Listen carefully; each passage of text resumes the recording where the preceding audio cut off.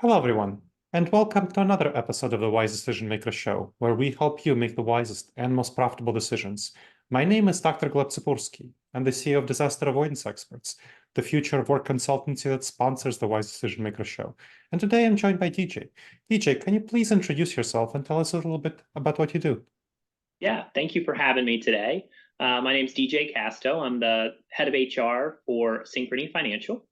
I've been with the company for almost 10 years. We were a part of GE Capital and IPO'd and separated kind of the consumer finance business. So we have a lot of credit cards in the US, from Amazon to PayPal to Lowe's, really helping people to finance, their needs.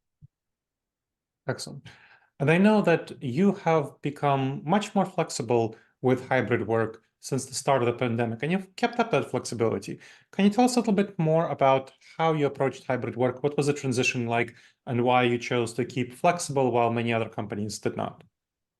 So Synchrony pre-pandemic was very traditional when you think about workspace and individuals using our office and kind of what was the requirement pre-pandemic.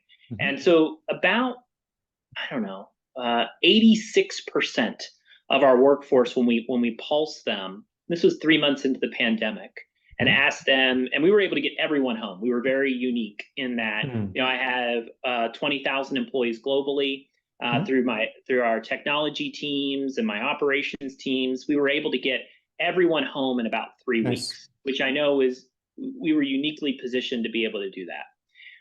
And we don't have brick and mortar banks. So for us, most of our engagement with our consumers is through our contact centers. And we would debate long and hard on whether a role could or could not be done at home pre-pandemic. And then in 3 weeks, all of that debate went away because we were focused on our employees' safety and trying to do what was best for them and their families.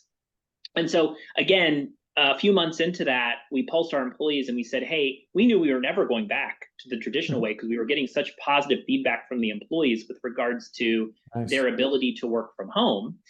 So we said, do you want to come in 3 days a week, as we were thinking about some of the longer term strategy investments we would maybe have to make? Or would you like us to think about formalizing your ability to work from home as much as you want? And 86% came back and said they would like the ability to work from home full time. And so with that statistic, when you were 90+% in office prior to pandemic, and now you've got this huge mind shift where employees are looking for us to think about the way we work differently long term, it allowed us to rethink everything. And we anchored our policy, and we have not changed our policy at all since September of 2022. And so we've been in it for a long period of time.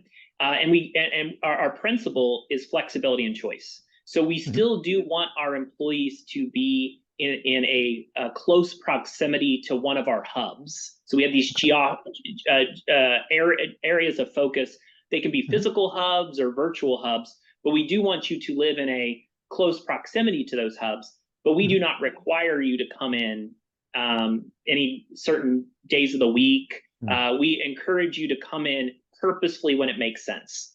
And so we give all our employees, both from the hourly associate all the way to the executive, flexibility and choice to decide what works best for them. And our anchor principle is around trust. And our other key principle is around peak performance, right? So what you do what works best for you to drive peak performance for yourself and to allow you to be your best for you both at work and at home. Okay, excellent. That's really helpful. Now, I've helped over 24 companies figure out what that flexibility means, and most of them have chosen not an individual-based model, but a team-based model. So having teams make the decision on when they come in and for what purpose. And it sounds like you're focusing on individuals. So I'm curious, what caused you to make the focus choice on individuals making a decision to come to the office rather than on teams making a decision on when to come to the office? Yeah, one was a really strong focus on active listening. So when we did a lot of our listening circles with regards to why do you want us to formalize this new way of working? What we recognized is with the diversity of our workforce came a real diversity of need. And so to put that responsibility and burden on the frontline manager to have to decide and broker with a span of control of 1 to 20 sometimes, where they have 20 direct reports, how are they going to get agreement on which day they come in, what day do they have to collectively be there for a training or for some sort of facilitated meeting? We just didn't feel like it was productive, right? Again, we felt like where we saw more value is let's focus on the work. And so if the manager and the employees brokered together, hey, the four of us probably need to get together for that body of work, then we should do it and we should agree to it. But that doesn't mean we should require the other 16 individuals to come in on the same day that we need to, because if you're truly allowing people flexibility and choice, then that customization is really important, because they might have already made a plan for that Wednesday right after their shift ends that they need to meet a personal need. And if you anchor it to all of the reason, the spirit of all of this is to allow individuals to do what works best for them to drive their peak performance, then we do the opposite of that when we try to create a principle around an entire team. Now, that doesn't mean that, for certain purposeful events. So if we said we are going to do a training once a month, and in that next Tuesday is our February training, we always told our employees that if we give you reasonable notice, you should also be reasonable with us to come together, because again, that would be purposeful work that we believe needs to be completed as a team. Okay, that's helpful. Thank you. Now, what have you found? So you describe what you're doing. What have you found to be the benefits of this approach? What's the top 3 benefits or more, or whatever you find to be the benefits of having this kind of flexibility? I think the first unlock was probably the boldest initiative. And we always say that our way of working is the grand experiment, because we're not trying to pretend like we have all the answers. This is working for us. We know our business model isn't identical to other business models. Our culture, our DNA is going to be different than other companies' culture and DNA. But one of the biggest unlocks that we quickly recognized is we are committed to our work in equity, diversity, inclusion, and citizenship. And the first thing that really happened was true inclusion, right? Everyone. It doesn't matter if you're a frontline contact center associate or a senior executive in the company. Our approach is open to everyone, right? And so you saw people really appreciate and recognize that this wasn't just for one cohort, but for us, we were offering flexibility and choice for all. So I think inclusion and the benefits of inclusion and what that's done for our culture and kind of the outputs of employees feeling even a higher level of engagement has come through in a variety of our pulse survey results and scores. We also have very low turnover. And I think all of this symbolizes for me that it's driving this differentiator, and it's allowing individuals to truly be able to be their best self and to feel even a deeper sense of inclusion. I'd say the second area is I'm able to attract and retain really great talent. I mean, as we pulled ourselves apart from other financial services companies, our applicant flow went up 35%.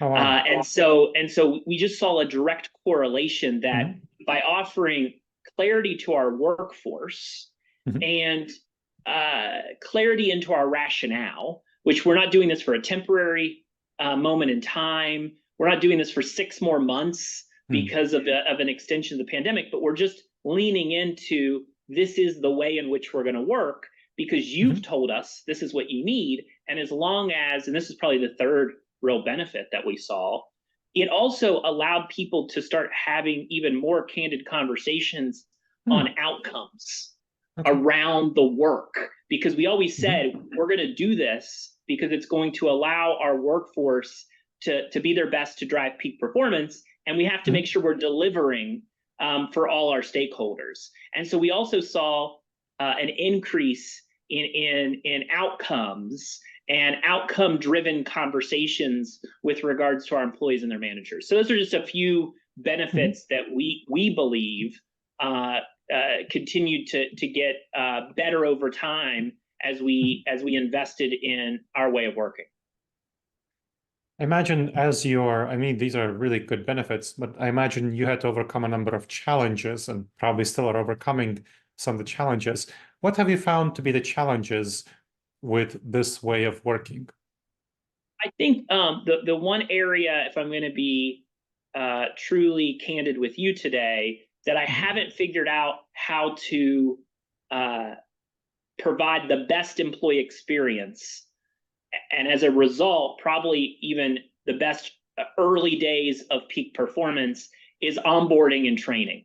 So, if you think about for us at Synchrony, in the old way, we would have these contact centers where we'd have 1,000 of our associates kind of come in every day, and we'd have these live training classes, and then individuals would get paired with individuals that had been doing the work for a while as coaches, and they were sitting side by side with that new contact center associate, listening to calls together, and then they would debrief those calls, and they would help each other to decide, okay, here is certain ways in which you should engage with the consumer when they ask X versus Y.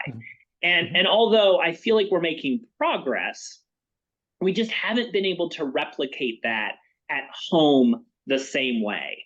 And we've tried completely virtual training.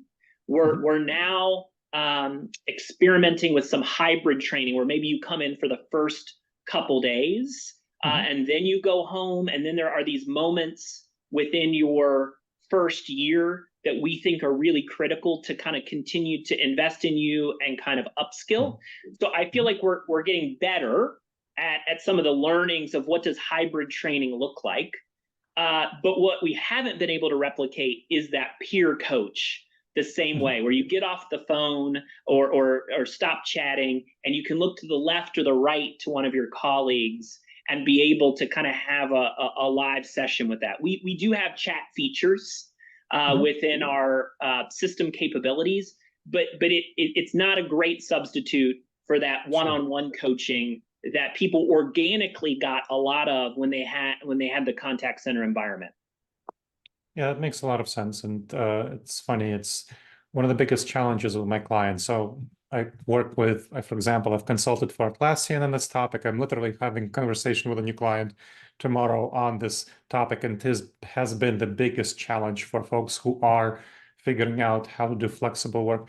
Have you tried doing virtual co-working for solving that problem? I'm curious. Are you aware of virtual co-working? What that involves? Tell me a little bit more of what that involves. Yeah. So virtual co-working is where you connect with a peer who is, in this case, would be a sort of assigned as your mentor, and the mentor virtually. So you are on Zoom and they're on Zoom, or if you use Microsoft Teams, whatever. Yep. And then you observe them having phone calls, and then you can debrief, and they observe you having phone calls, and then you can debrief. So it's kind of a mentoring session in a virtual format, and it's a virtual co-working session. That has worked quite well in that setting. I'm curious what you've done, if you've actually had that video conference session where people can observe and give feedback quickly and ask questions quickly. So we have we have a coaching team that is dedicated to helping our associates kind of reach their peak performance, and they are doing a lot of call listening, and then after the call listening, to your point, reviewing the call with them and discussing. I think what I love about what you're saying, which is some of the technology that we're looking at trying to implement, is the live parallel, right? Yeah, where the live they parallel. actually can be live in parallel, and it doesn't disrupt the consumer experience that's coming in. And it also allows more of the real-time coaching, which is the most valuable, right? Which is in the moment or right after the moment. So I think, we've adapted a lot of the agile principles, where we've done several kind of MVPs, kind of that minimal viable product of, okay, let's go test this with a cohort of 50.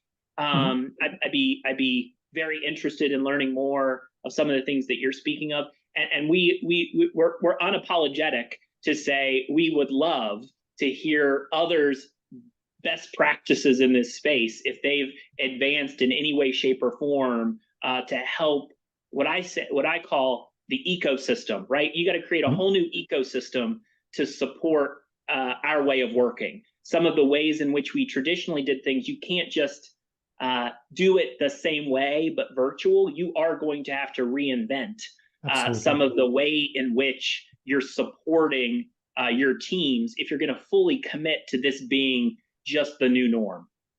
Absolutely.